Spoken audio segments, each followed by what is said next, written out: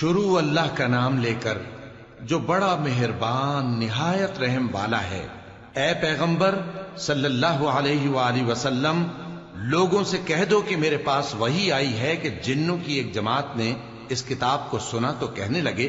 کہ ہم نے ایک عجیب قرآن سنا جو بھلائی کا رستہ بتاتا ہے، سو ہم اس پر ایمان لے آئے،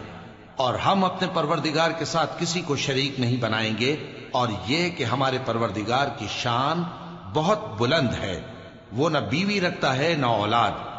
اور یہ کہ ہم میں سے کوئی بے وقوف اللہ کے بارے میں جھوٹ گھڑتا ہے، اور ہمارا یہ خیال تھا کہ انسان اور جن اللہ کی نسبت جھوٹ نہیں بولیں گے،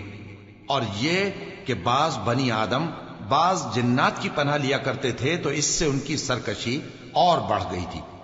اور یہ کہ ان کا بھی یہی اعتقاد تھا جس طرح تمہارا تھا کہ اللہ کسی کو نہیں زندہ کرے گا، اور یہ کہ ہم نے آسمان کو ٹٹولا تو اس کو مضبوط چوکیداروں اور انگاروں سے بھرا ہوا پایا، اور یہ کہ پہلے ہم وہاں بہت سے مقامات پر فرشتوں کی باتیں سننے کے لیے بیٹھا کرتے تھے، اب کوئی سننا چاہے تو اپنے لیے انگارہ تیار پاتا ہے، اور یہ کہ ہمیں معلوم نہیں کہ اس سے اہل زمین کے ساتھ برائی مقصود ہے یا ان کے پروردگار نے ان کی بھلائی کا ارادہ فرمایا ہے، اور یہ کہ ہم میں بعض نیک ہیں اور بعض دوسری طرح کے، ہمارے کئی طرح کے مذہب ہیں، اور یہ کہ ہم نے سمجھ لیا ہے کہ ہم زمین میں خواہ کہیں ہوں اللہ کو ہرا نہیں سکتے اور نہ بھاگ کر اس کو تھکا سکتے ہیں، اور جب ہم نے ہدایت کی کتاب سنی اس پر ایمان لے آئے، سو جو شخص اپنے پروردگار پر ایمان لاتا ہے تو اس کو نہ نقصان کا خوف ہے نہ کسی طرح کے ظلم کا، اور یہ کہ ہم میں بعض فرما بردار ہیں اور بعض نافرمان ہیں، تو جو فرما بردار ہوئے وہ سیدھے رستے پر چلے، اور جو نافرمان ہوئے وہ دوزخ کا ایندھن بنے۔ اور اے پیغمبر صلی اللہ علیہ وآلہ وسلم، یہ بھی ان سے کہہ دو کہ اگر یہ لوگ سیدھے رستے پر رہتے تو ہم ان کے پینے کو بہت سا پانی دیتے تاکہ اس سے ان کی آزمائش کریں،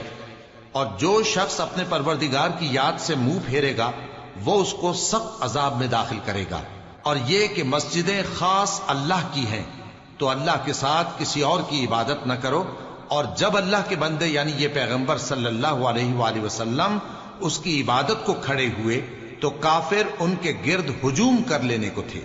اے نبی صلی اللہ علیہ وآلہ وسلم، کہہ دو کہ میں تو اپنے پروردگار ہی کی عبادت کرتا ہوں اور کسی کو اس کا شریک نہیں بناتا، یہ بھی کہہ دو کہ میں تمہارے لیے نہ کسی نقصان کا اور نہ نفع کا کچھ اختیار رکھتا ہوں، یہ بھی کہہ دو کہ اللہ کے عذاب سے مجھے کوئی پناہ نہیں دے سکتا اور میں اس کے سوا کوئی جائے پناہ نہیں پاؤں گا، ہاں اللہ کی طرف سے احکام کا اور اس کے پیغاموں کا پہنچا دینا ہی میرے ذمہ ہے، اور جو شخص اللہ اور اس کے پیغمبر کی نافرمانی کرے گا تو ایسوں کے لیے جہنم کی آگ ہے، وہ ہمیشہ ہمیشہ اس میں رہیں گے، یہاں تک کہ جب یہ لوگ وہ دن دیکھ لیں گے جس کا ان سے وعدہ کیا جاتا ہے، تب ان کو معلوم ہو جائے گا کہ مددگار کس کے کمزور ہیں اور شمار کن کا تھوڑا ہے۔ کہہ دو کہ جس دن کا تم سے وعدہ کیا جاتا ہے میں نہیں جانتا کہ وہ عنقریب آنے والا ہے یا میرے پروردگار نے اس کی مدت دراز کر دی ہے، وہی غیب کا جاننے والا ہے، سو کسی پر اپنے غیب کو ظاہر نہیں کرتا، ہاں جس پیغمبر کو پسند فرمائے اور اس کو غیب کی باتیں بتا دے تو اس کے آگے اور پیچھے نگہبان مقرر کر دیتا ہے تاکہ معلوم فرمائے کہ انہوں نے اپنے پروردگار کے پیغام پہنچا دیے ہیں، اور یوں تو اس نے ان کی سب چیزوں کا ہر طرف سے احاطہ کر رکھا ہے اور ایک ایک چیز گن رکھی ہے۔